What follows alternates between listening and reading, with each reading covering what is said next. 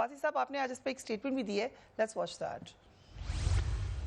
आज जजेस पर रेफरेंस फाइल किए गए, सुप्रीम कोर्ट के जजेस पर, हाई कोर्ट के जजेस पर, और हालत ये है कि आज सुप्रीम कोर्ट का जज सदर को खत लिख रहा है कि मुझे ये बताएं कि आपने क्या रेफरेंस मेरे खिलाफ फाइल किया है। इससे बदतरीन मिसाल एक हुकूमत की जो अदलिया के खिलाफ बदनीयती है, जो अदलिया पर उसके हमले हैं, सिर्फ इसलिए कि जज आज़ाद फैसले ना दे पाएं। राइट, सो पुरस्रार तरीका है जो वो जस्टिस फाइज ईसा पर असासे छुपाने का इल्ज़ाम लगाया जा रहा है, सो तहकीक नहीं होनी चाहिए इसकी? तहकीक होनी चाहिए। आप उनसे पूछें, जज हैं सुप्रीम कोर्ट के, कोई चोर नहीं है, कोई गैर इलाके में छुपे हुए नहीं है, उनको खत लिखें। सो एक जुडिशल कमीशन समाअत करे, उनसे सवाल करे। आपने ये जज से पूछा जाए ना, हमसे पूछा जाता है।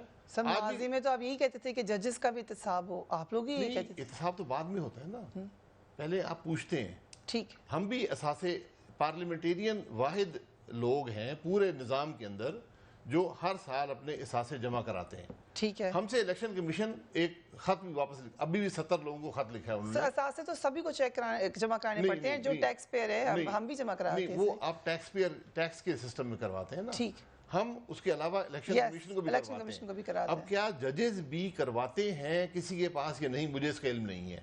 हो सकता है वो चीफ जस्टिस के पास कराते हो, ठीक है, या रजिस्ट्रार के पास करवाते हो। जब आपने जमा करवा दिए, अगर उसमें कोई डिस्क्रिपेंसी मिली है आपको, आपके उसकी इन्फॉर्मेशन आई है, आप उससे पूछते हैं उस शख्स से कि जनाब फायद ईसा साहब, आपके ये 3 हमें पता चला है ये मकान हैं लंदन के अंदर जो आपने खरीदे हैं, इनकी हकीकत क्या है? बट सर व्हाट्स रॉन्ग अगर जुडिशल कमीशन इसका पूछेगा? कोई ना कोई इन्फॉर्मेशन होगी जो रेफरेंसेस बनाएंगे, ऐसे तो नहीं बनाए गए। मैं यही कह रहा हूँ, यहाँ बहुत कुछ ऐसे ही होता है। अगर आपने फायद ईसा साहब के बारे में आपके पास कोई सबूत है, ठीक है, पहली बात है कि सबूत किसने हासिल किया और क्यों हासिल किया। क्या वो FIA ने हासिल किया, क्या वो FBR ने हासिल किया? चले सबूत हो गया, अब आप उसको कन्फ्रंट करते हैं आदमी को कि भाई कैसे करें? सही तरीका से करेंगे ना, मुंह पे जाके तो नहीं कहेंगे। नहीं, आप मुंह पे नहीं कहते, आप कहते भाईजान आपने ये असासों की लिस्ट जमा कराई है। कौन करता है ये जो भी इदारा, अगर ये इलेक्शन, जैसे हमने इलेक्शन कमीशन को जमा कराया, that is the procedure that it goes to judicial commission, जजेस का तरीकाकार है। No, that is the last action.